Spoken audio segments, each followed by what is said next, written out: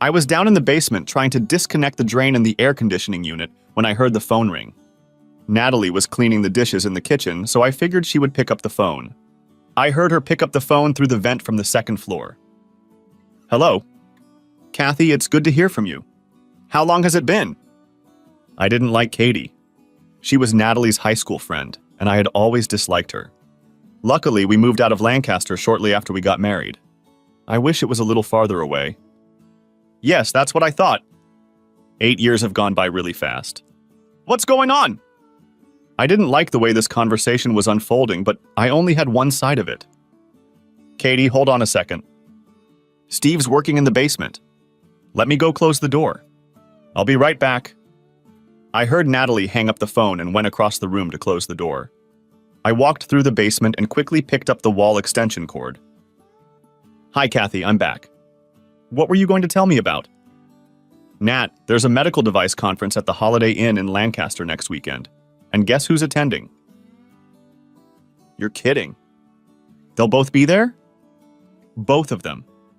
They're coming in Friday night and staying all weekend. How do you know that? Jared called me this morning and he really wants to see you. He asked me to call and see if I could invite you to come to Lancaster for the weekend. It will be just you and me, Jared and Martin. I held the rag on the end of the phone. I really wanted to jump through the receiver and grab Katie by the neck. What the hell was she suggesting? I don't know, Kathy. If I can get away, I'd love to come. I'll have to do a little coaxing with Steve. As soon as I find out, I'll call you back. You remember how good a time we had at the last convention when they were here, don't you, Natalie? You're damn right I am. Every time I give the kids breakfast in the morning, I can't believe you had the nerve to name that baby Jared. Why not? Steve doesn't guess anything. He thinks Jared is his, though they don't look alike at all. Damn, this conversation was getting worse and worse. I quickly replayed the situation in my head and found out that 8 years ago, Natalie and Katie had had an affair with these two guys, and Natalie had ended up pregnant by Jared. She had passed the baby off as mine and naturally never said a word about the affair. Now Natalie and Katie were planning to get back together with these guys. Kathy, I'll call you back as soon as I can. If I can't get away with an overnight stay, I might be able to come over for at least a day. It'll be better than nothing. Okay. Call me as soon as you know. After we all hung up the phones, I had some time to think. We had 3 children. Jenny and Lynn were in high school, and Jared came along about 8 years ago. The 2 girls are good-looking and have bright personalities. They are studying hard in school and preparing for college. Jared, on the other hand, is uninspired. He is not interested in school or sports. I liked Jared even though he had his flaws. Natalie opened the door to the basement. How are you doing, Steve? Are you ready for coffee? I'm almost done. I'm going to go upstairs now. I think I'll take a shower before I do anything else. After a long, hot shower, I sat in front of the TV with my family. I was trying to figure out what I should do. This wasn't a small mistake Natalie had made and regretted later. This was a thing she had done knowingly and was going to do again. I didn't know if I wanted to stop it and maintain the status quo or fix the situation. If I decided to fix the situation, I had to figure out how to do it. I felt really stupid because in 20 years of marriage, it had never even occurred to me that Natalie might be screwing around with someone. Steve, I talked to Kathy from Lancaster today. She asked me to come down and spend the weekend with her. Do you have any problem with that? No, not really. I'll be busy at work, so if my parents can watch the kids, it'll be fine on one condition. What's that? Don't forget to bring your cell phone in case there is a problem. Okay? Thank you, darling. I'll take my cell phone with me and I promise I won't have any problems. The Volvo car won't break down and I'll be able to fit a lot of shopping in it. I'll probably go Friday morning and be back Sunday night. Will that suit you? I think it's pretty good. Have fun. Natalie walked out into the kitchen, and I heard her calling Katie to confirm their plans for the weekend. She didn't seem to care at all about the fact that she was cheating and that there would be consequences. I told her that I wanted to do some work on the computer before bed and that I would get up later. Finding the website for the East Coast Medical Equipment Dealers Convention in Lancaster was easy. It had everything about the convention. All the exhibits were listed with a floor map. A list of lectures and seminars with times and locations. There was also a list of all the exhibitors with their hotel room numbers. Jared Kramer and Martin Blank were staying in room 411 from Friday through Monday. I found home addresses and phone numbers for both in Baltimore. I found a company that offered DNA tests by mail. The tests ranged from paternity testing to probable national origin. Most tests cost less than $100. Samples could be taken at home and mailed with a check or paid online. I filled out an application form online and paid for 4 paternity tests with my PayPal. After printing out the sample collection instructions, I gathered all the items I needed to get the samples.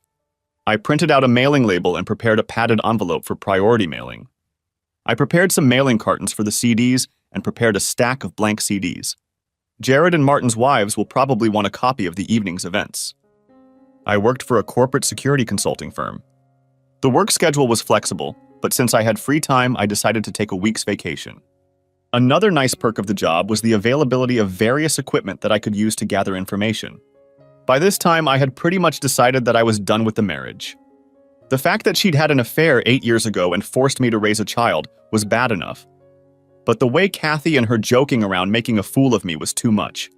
There was no way I could forgive that. And now she was doing it again. It had to end for good. The next day, I took DNA samples from the kids. They thought it was cool. Then I went to the bank and transferred almost all of my savings into a trust for Jenny and Lynn, but left $12,000 in cash. I was able to arrange things so that the trust was safe from my wife or a conniving divorce attorney. I arranged to have all credit cards and checking accounts canceled Monday morning and a new account opened in my name only. I was going to lock up the house so Natalie would have to find another place to sleep. I was sure she could figure out some legal way to get into the house, but I hoped to have other things settled by then. Our son, Jared, we could decide about later. Even though he wasn't mine, I felt responsible for him. I stopped by Seymour Schlump's office. Seymour had been my lawyer since we came to Reading. He was honest and hardworking. I liked him. I explained the situation to him as best I could. He pushed me to make sure there was no chance of reconciliation. In addition to the divorce proceedings, I asked him to contact Jared Kramer and see if there was anything he could do about my son. I offered to pay $500 a month in child support, retroactively, or ask him to foster the child. The last option was to have him relinquish all rights to Jared so I could formalize his adoption. I was sure he would agree to the last option. Seymour had everything he needed. I promised to send him pictures and audio tapes that he could use. He gave me an office email address and some parcels with an address for printed materials. Betty Moore was the most obnoxious real estate agent I have ever met. There was very little about this woman that I liked, but she was a tough, dedicated worker. I advertised our house for sale and signed several powers of attorney for her. I told her that any signatures Natalie needed, she would have to get herself. She laughed and assured me there would be no problem. I told her that the locksmith would give her a set of new keys. A wireless video camera disguised as a smoke detector was best suited for the job. I took 2 of them and 4 bugs. I also needed a clipboard, a set of cubes with the company logo on them, and 3 laptops. I wrote up an order on company letterhead to replace the malfunctioning smoke detector in room 411. I stowed the computers and all the equipment needed for recording in a regular suitcase. I brought a small stepladder with me. The Holiday Inn had room 311 available, and I booked it under a different name just for Friday. It had wireless internet. Walmart had the best deals on discarded cell phones. I took 2 just in case. A few years ago, my mom and dad moved into an old farmhouse near Lebanon. It was too big for the 2 of them, but Dad had always dreamed of it. He had a big garden, chickens, and an orchard. Jared loved to go there. They were willing to put up with us for as long as it took. Dad liked Jared, but he called him Jake. He used to say Jared looked like a sandwich salesman. Jared seemed to like Jake better than his real name. A few years ago, Dad bought a big motorhome and a little Kia to pull it around in. He used it 3 times and lost interest in it. I told Daddy to get the motorhome started and ready. I knew the girls would grumble about having to get away from their friends for the summer. They still had 1 more year of high school left before college, and they wanted to go to a prep school in Vermont. Natalie didn't want to spend the money. Even though they had a year age difference, they were in the same grade, don't ask. I had no idea how Jared would take it. I would deal with the situation at school later. Right now, I had other problems to deal with. At least all the kids liked being with my mom and dad. Natalie left early the next morning. She was all dolled up and thanked me again for letting her spend time with her friends. I told the kids to get ready for their trip and bring their stuff with them for the whole summer. As I suspected, the girls grumbled to high heaven.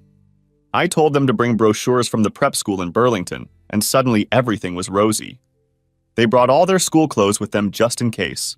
Surprisingly, Jared seemed to be excited about the trip. Jenny walked over to me and just stood there. "What do you need, Jenny? Are you packed already?" "Dad, I'm 17. I'm not a kid anymore. Tell me what's going on." "I'm not sure I know what you mean." "Are you and your mom having problems?" "I don't think that's something I want to discuss with you. If there was something going on, Mom and I would try to keep it from you. Why don't you pack the rest of your things?" "No, Dad. I'm serious.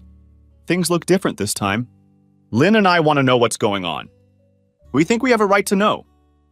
I didn't want to say anything to her about it, but I knew it would come up sooner or later. "Okay, I'm not very happy with your mom and I's relationship. Things aren't working out in the best way. I don't know exactly what's wrong, but I know something is wrong. Is Mom cheating on you?" I paused for a long moment. "I'm not sure, but I think so." Jenny turned and shouted as she climbed the stairs. "You were right, Lynn." "What does that mean?" "Better let Lynn tell you." Lynn was coming down the stairs towards Jenny and me. "Tell him, Lynn." "Do I have to?" "Yes." "He knows, but you still have to tell him." Lynn stared at her feet. Finally, she spoke. "About 4 months ago, I was skipping school with one of the guys from my lab class. We stopped by the house so I could buy some CDs. It was a Wednesday when Mom usually goes shopping. You were at work in Boston, I think. As we were walking down the street, we saw a gold SUV pull up in the driveway. That guy, Floyd, who works with you, got out of the car and Mom left him in the house. We sat outside for almost 2 hours until he got out. I waited another 10 minutes and went into the house. Mom was taking a shower and your room was all messed up. I left and went back to school for the rest of the day. When we got home, she had already started dinner. The bed was made and there was a pile of sheets in the dryer. I told Jenny, but she didn't believe me. No one said anything for about 30 seconds. Thank you for telling me, girls. It's something I never wanted to hear, but it's good that you told me. Jenny noticed a tear in my eye. She took Lynn's hand, and they went back upstairs without another word. Dad showed up just as the locksmith arrived. While the locks were being changed, I put all of Natalie's clothes, shoes, and personal belongings into 33-gallon trash bags. The bags almost completely filled the back of my Navigator. After chatting with the girls, I decided to stop by work before heading to the convention. Centerex was a locally based company, but was quickly spreading throughout the area. Their marketing people did a great job of finding potential places to expand, but the company couldn't train people fast enough to fill them, especially in management positions. They tried to talk me into a new office and offered me several different locations trying to get me interested. Natalie refused to move and wouldn't even discuss it. If I stayed where I was, I would be in the same position forever. Moving would give me a promotion, more money, and some power. I went straight to the office of the president of the company. Is Mr. Turcotte free for a few minutes? I think he can squeeze you and Steve. Wait a minute. I'd always liked Turcotte's secretary, and I guess she felt the same way about me. George Turcotte came out of his office and extended his hand to me. I hope you've come to give me some good news, Steve. Yes and no. Helen, bring coffee to the office and hold my calls for a while. Okay, what can I do for you, Steve?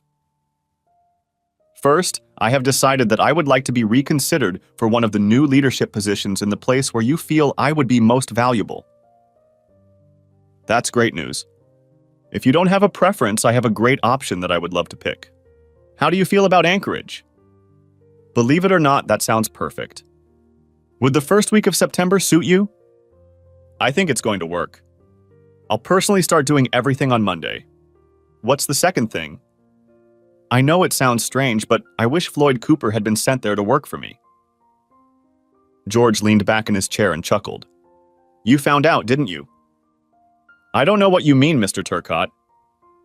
I couldn't keep a straight face when I said that. Steve, no one wanted to tell you anything. I didn't like what was going on, but I didn't know what to do about it. If I fired Floyd, I was afraid you'd find out, and I didn't want that to happen. I decided it was best to try to keep things quiet. Unfortunately, Floyd Cooper turned out to have a big mouth. He started bragging about his affair with your wife. His secretary, Tracy, came to me and complained when Floyd started showing pictures of himself and your wife that he had downloaded to his computer. The legal department is working something out now, but I've kept them on a short leash trying to protect you. Now that you know, I can just fire Floyd. It's a lot more practical than spending the money to send him to Alaska to fire him there later. You're right. I was hoping I could do a little more damage, but I guess revenge is a pretty poor management technique. I'll go along with what you think is fair.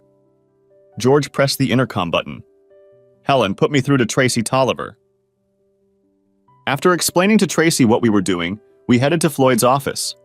Floyd was at work in Allentown. Tracy Tolliver was a very beautiful woman.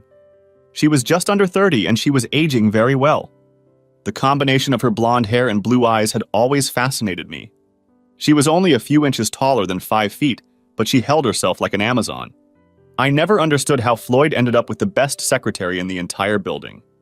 I later learned that she had asked 3 times to be moved to my office, but my secretary wouldn't give up her seat.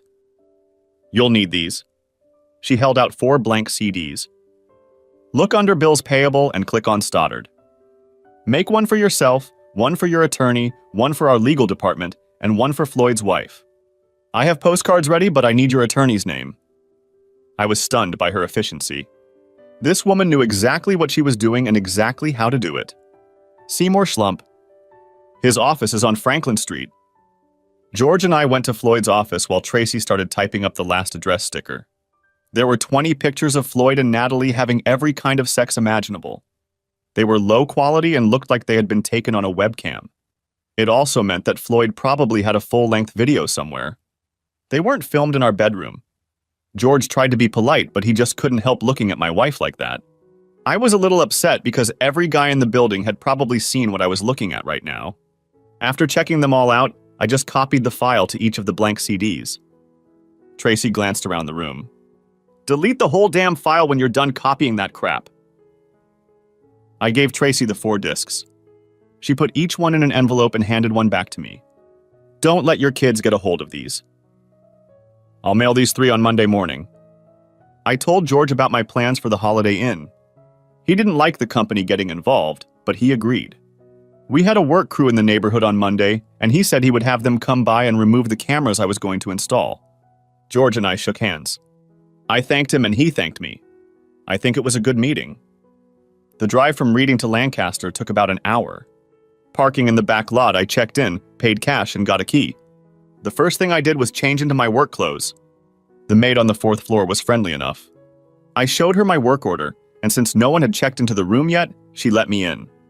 It took about 20 minutes to install the fake smoke detectors. The room had 2 double beds. I managed to position the cameras to get a good shot of each bed and part of the room. No big deal, I was a professional. I hoped that none of the occupants would notice that they were in a room with 3 smoke detectors. I went back to the room, changed my clothes, and started setting up all my equipment. The pizza delivery guy arrived about half an hour later. By 3 o'clock, everything was ready. Both cameras were working perfectly. The pictures were clear even with the normal lighting in the room. My laptop worked with a good high-speed connection. I set one camera to record whenever there was any movement and triggered the other one manually. Damn, I liked my job. I had one problem. I didn't know where Natalie was. I dialed her cell phone number. Hi, Steve. Isn't that a great caller ID? Hey, Natalie. Just want to make sure everything is going well. The kids are with my parents and I'm still at work. Where are you now? We're still at Kathy's. Her husband, Ray, is going to watch their kids. Kathy and I are going to have a sleepover at Melanie Thompson's house. A few other girls from school will be there. It should turn out great. Sounds like fun. Take some pictures. In your pervert dreams. Who is this guy Ray that Kathy's with? Do I know him? I think so. That's Ray Wilson. He was on the soccer team with you. Yeah, that's right. I remember Ray. What does he look like? A little heavier, a little balder, and a little softer. Sounds like normal aging to me. Okay, Natalie. I'm letting you go. Have fun and call me if you have any problems. Love you. Love you back. Bye. I remembered that Ray was a big son of a bitch and a nasty one at that. If they were leaving, they'd be here soon. I figured they'd use Natalie's car, which was fine with me. About that time, there was some activity in the room. The first camera started recording as intended. There was a lot of idle chatter about the entryway and other trivia. They were both pretty big guys.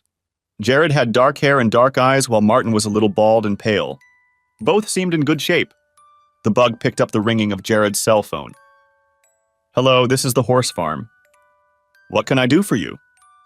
The two of them enjoyed it immensely. I wondered how many times they had already used it. We're here, honey, and we're hot trotters. What do you like? I figured he was talking to Katie. Okay. This is the Outback. Meet you on the stairs in 2 minutes. At least they were going to feed them first. I sat there freaking out about the whole thing.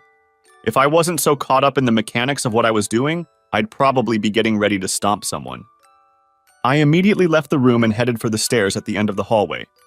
Standing around the corner of the building, I saw Natalie and Katie waiting for me in the lobby. They were giggling like two schoolgirls. A minute later, Jared and Martin came out of the elevator. Natalie immediately took Jared's hand and kissed him on the cheek, the way a wife kisses her husband. The four of them went out and got into a black Mercedes. As they drove away, I looked around the lot and found the Volvo parked in the last row. At least it was trying to be somewhat inconspicuous. About 5 minutes later, I was already loading trash bags of her clothes and other belongings into the van.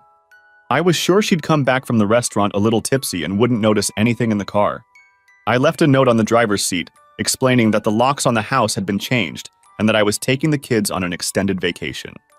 I stopped at Taco Bell and fortified my system for the rest of the night. They'll be eating ribs and I'll be getting a burrito suprema? Life just isn't fair. I went back to my room and waited for the inevitable. I tried to think of what else I could do. It was about an hour before they came back to the room. I knew what would happen when they arrived, but I didn't know exactly what to do. I came to the conclusion that they had not gathered to play canasta. I knew what was going to happen for the rest of the evening, and I didn't like it. I believed that Natalie and I were doing well. I assumed she was happy because she never complained or showed any dissatisfaction with anything at all. When Jared was born, she said all kinds of things to me. She said she was glad we had a boy because every man should have a son. I wondered if she had called Jared's real father and congratulated him at the first opportunity. Damn, it was so depressing to think about. I regretted living all these years with this woman who could cheat on me at any time and feel no guilt for it. A woman who could make me raise someone else's child and consider it humor. It was hard to feel any compassion for her at that moment. I continued to prepare everything I needed. I guess I was over-preparing, but this was my only chance, and I didn't want to miss anything. They burst into the room laughing and giggling.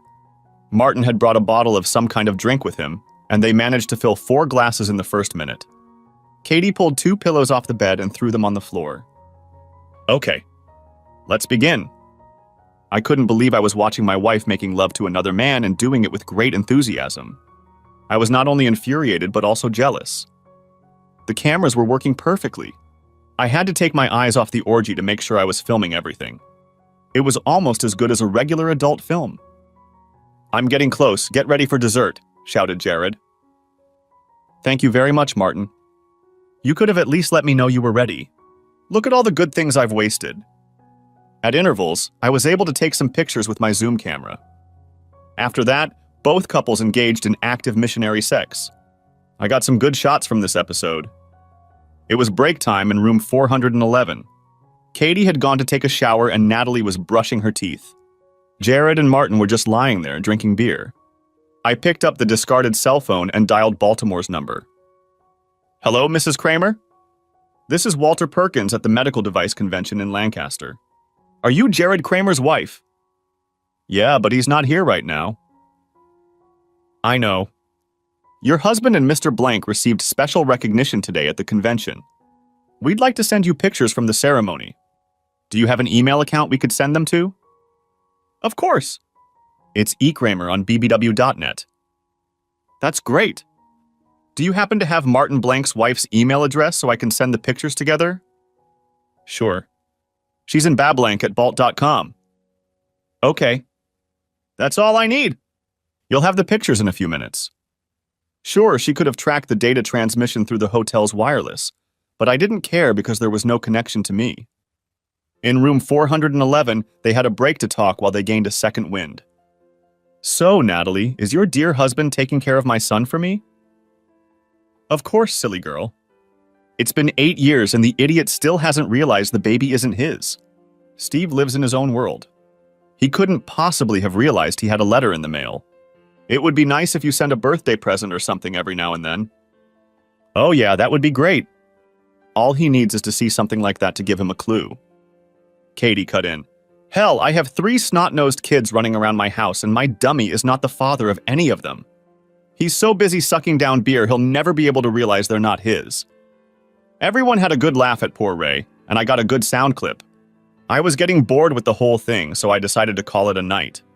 I logged onto and connected to an unused room. After a few entries, I had a live feed from room 411 to the internet site. I added a headline to the page, Natalie and Katie do Jared and Martin. My wife and her girlfriend decided the break was over and started getting the guys in for another run. The webcast was going well, and the number of watchers had passed 100. It took me about 20 minutes to get everything I needed to put together. I left the live streaming computer for last. By now, over 400 perverts had watched the show, and I'm sure a few were recording it to distribute later. I turned off the last rig and called Ray Wilson. Hey Ray, are you sober? Yeah, who's that? Just a friend, Ray. I want you to listen to something. I played a short audio clip I recorded with Kathy. Son of a bitch. Where did you get that? Ray, she's in room 411 at the Holiday Inn.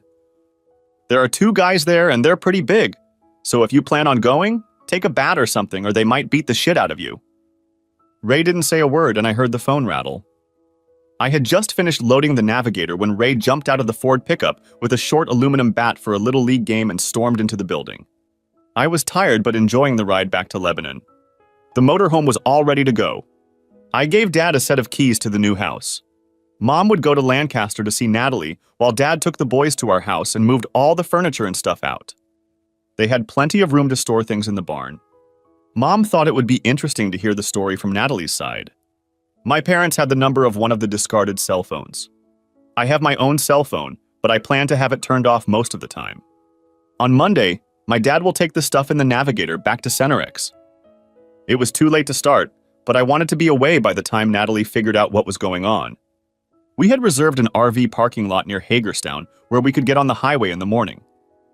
The girls planned the trip for us. They did a pretty good job. The only thing I did was limit the distance between stops because the gasoline was killing me. I was glad I brought a lot of money with me. We finished our 3 days at Disney and were heading to Chattanooga to see the aquarium. Jenny asked if she could call her mom. Hi, Mom. It's Jenny. Yeah. Just wanted to let you know everything's okay. Yeah. Yeah. I know. We're all having a good time, even Jared. We miss you too. We'll call every couple days to let you know. Okay. Tomorrow night we leave for Orlando. We will be at Disney for almost a week. We have park tickets for every day. I couldn't believe it. My daughter was framing her mother. That's so cool. We're staying at the Orleans Hotel right in Disneyland. It's gonna be so great. Okay, we'll call you in a couple days. Bye. Jenny, I can't believe you did that. It was really rotten. I know. Lynn and I thought it would be appropriate. You know, of course, that your mom is on the phone right now buying a plane ticket and booking a room. That's what we thought she'd do. She needs a vacation anyway. Picked up Lynn. Gerard watched the DVD and enjoyed his company. 2 weeks later, Lynn called her mother. Natalie was very upset because she had spent a whole week looking for us in Orlando. Lynn said that we had decided to go to Six Flags and tried to change the subject of the conversation. Lynn and Jenny kept her on the phone for almost 20 minutes, listening to her rant and rave. Finally, Jenny said she was sorry if she had misled her and would call her back in a couple days. My demonesses giggled for another half hour after they hung up. The next week was hectic. We parked at Smoky Mountains and the kids were busy while I took care of business. Seymour delivered the divorce papers to Natalie. She didn't know I was doing it until he arrived. He said she was having a seizure. He explained that she could hire an attorney to fight the divorce and told her what she was facing. He had pictures of her and Floyd, the group in room 411, and the results of the DNA test. Jenny and Lynn were mine, but not Jared's. Natalie hired a lawyer, but ended up going along with what Seymour suggested anyway. Seymour visited the big man Jared in the hospital in Baltimore. Kathy's husband did a great job on him and Martin. Ray was facing about 5 years in prison. I asked Seymour to help him. Both of my wife's lovers were in the hospital for over a week, and while they were recovering, they were served with divorce papers. When they were discharged, they had nowhere to go. Jared signed a paper waiving all rights to his son Jared. In addition to broken bones and ribs, Ray had literally smashed their genitals with a bat. The doctors didn't hold out much hope for recovery. Betty Moore found a buyer for the house. It took her a lot of work to convince Natalie to sign the papers, but she finally got her to sign. I didn't have to sign anything or go to the closing because I had signed the power of attorney. The summer was quickly coming to an end. I had a chance to develop a good relationship with the kids. I spent a lot of time talking to Jared. He loved it in Lebanon, where Mom and Dad lived. I asked him if he would like to stay on the farm full-time, and he immediately agreed. Dad really liked having him around, and I knew he would love to take him in. Seymour filed adoption papers so that my parents would have the legal right to provide for him and take care of him. The only thing Seymour didn't like was getting Natalie to agree to it. Natalie didn't know it, but her father had also gotten Jared's name legally changed to Jake. The girls fell in love with school in Burlington. The end of summer in Vermont was beautiful. We spent a few days getting them settled in, and then Jake and I headed back to the Keystone State. I contacted Mr. Turcotte and found out that everything was ready for my move to Alaska. Tracy was already in place and had set up a temporary office. This was good news. She had also rented an apartment for me and had the company car ready for my arrival. I left the Navigator with my father to get rid of. 6 months later, things finally settled down. The divorce was final.